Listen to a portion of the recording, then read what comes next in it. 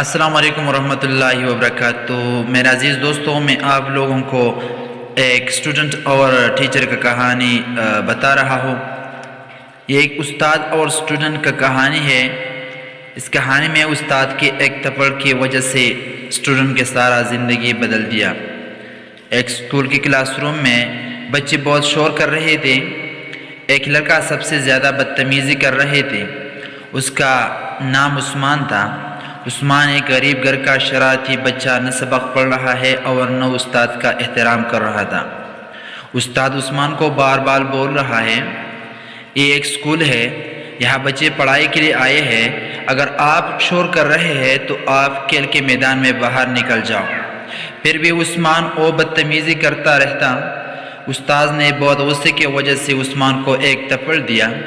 یہ دیکھو سارا کلاس خاموش ہو گیا۔ عثمان کی آنکھوں میں آنسو آئے۔ عثمان بہت پریشان ہو گیا۔ ایک لمحے میں سب کچھ بدل دیا۔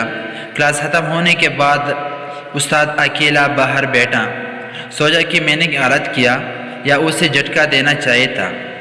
کئی سال بعد اسکول میں ایک مہمان آیا، مہنگی گاڑی، باوقار شخصیت۔ لوگ بول رہے تھے آج اسکول میں ایک سرجن آیا ہے۔ سرجن نے اپنا منہ دکھایا اور سرجن نے، دوستوں میرے نام عثمان ہے، اگر آج میں سرجن ہوں صرف ایک تھپڑ کی وجہ سے ہو۔ ٹیچر کو پتہ چلا کہ یہ عثمان ہے۔ استاد کے آنکھوں میں آنسو آئے اور بہت خوش ہو رہا۔